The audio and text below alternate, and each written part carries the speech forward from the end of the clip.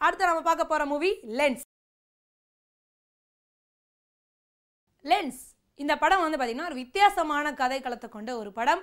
And இந்த படத்தை direct பண்ணிருக்காரு ஜெயபிரகாஷ் ராதாகிருஷ்ணன்.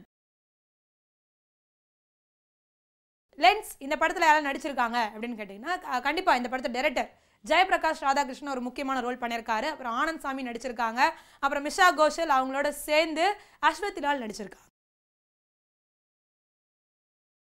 இந்த படத்தோட கான்செப்ட் என்ன அப்படின்னு கேட்டிங்கன்னா இது வந்து இப்போ இருக்க ட்ரெண்டில் நடக்கக்கூடிய ஒரு விஷயத்த ரொம்ப அழகாக தெளிவாக வந்து படம் போட்டு காமிச்சிருக்காங்க இந்த படத்தில் அப்படின்னு தான் சொல்லணும்.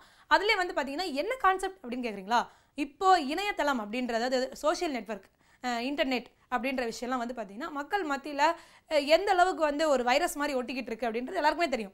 அதில் வந்து பார்த்திங்கன்னா நம்மளுடைய பர்சனல் விஷயங்கள்லாம் நம்ம அதில் ஷேர் பண்ணும்போது எந்த மாதிரியான அந்தரங்க விஷயங்களெல்லாம் வந்து நமக்கு வந்து பிரச்சனைகளை கொடுக்கும் அப்படின்றதெல்லாம் வந்து இந்த படத்தில் ரொம்ப அப்பட்டமாக வெளிச்சம் போட்டு காட்டியிருக்காரு டைரக்டர்.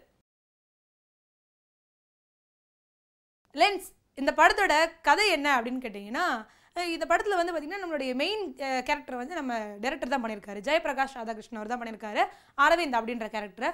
இவர் வந்து பார்த்திங்கன்னா இவருக்கு வந்து ஒரு அடிக்ஷன் இருக்குது. என்ன அப்படின்னு கேட்டிங்கன்னா சோஷியல் நெட்வொர்க் மேலே, அப்புறம் வந்து இன்டர்நெட்டில் வந்து இந்த ஆபாச வீடியோக்கள் பார்க்குறதுல, அப்புறம் வந்து அதே வந்து அப்லோட் பண்ணுறதுல, அப்புறம் வந்து இந்த சோஷியல் நெட்வொர்க்கில் போய் பொண்ணுங்களோட கடலை போடுறது, அப்புறம் கடலை போட்டு பொண்ணுங்களை கரெக்ட் பண்ணுறது, இந்த மாதிரி அடிக்ஷன்லாம் அவருக்கு இருக்குது.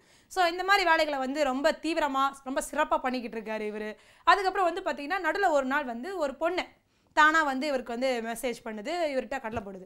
ரொம்ப நேரம் கடலை வறுத்து பார்த்திங்கன்னா கடைசியில் தான் தெரியுது அது பொண்ணு இல்லை, ஃபேக் ஐடி, ஒரு பையன் அப்படின்னு.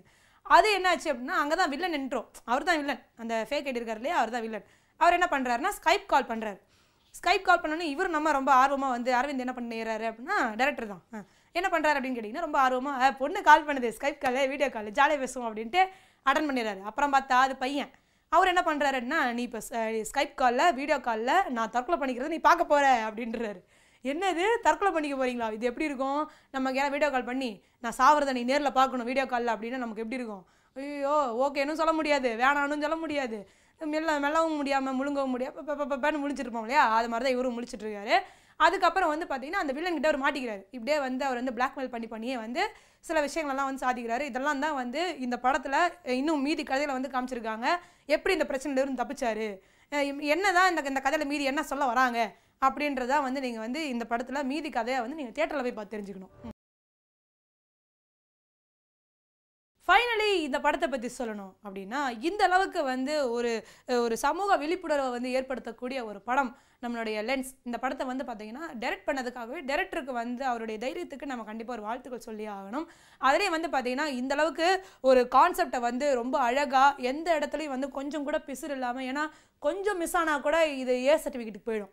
ஸோ அப்படிலாம் பண்ணாமல் ரொம்ப அழகாக, அதாவது ஆடியன்ஸ்க்கு வந்து என்ன பண்ணால் பிடிக்கும் அப்படின்றத ரொம்ப அழகாக மைன்யூட்டாக வந்து ரொம்ப பர்ஃபெக்டாக ஒர்க் பண்ணியிருக்காங்க.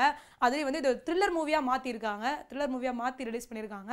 கண்டிப்பாக இந்த படத்தை வெளியிட்ட நம்மளுடைய வெற்றிமாறன் சாருக்கு ஒரு மிகப்பெரிய வாழ்த்துக்களும் கண்டிப்பாக சொல்லி ஆகணும். ஸோ ஓவராலாக இந்த லென்ஸ் படத்தோட டீமுக்கே வந்து ஒரு மிகப்பெரிய வாழ்த்துக்கள். கண்டிப்பாக எல்லாருமே தியேட்டரில் போய் இந்த படத்தை பாருங்கள்.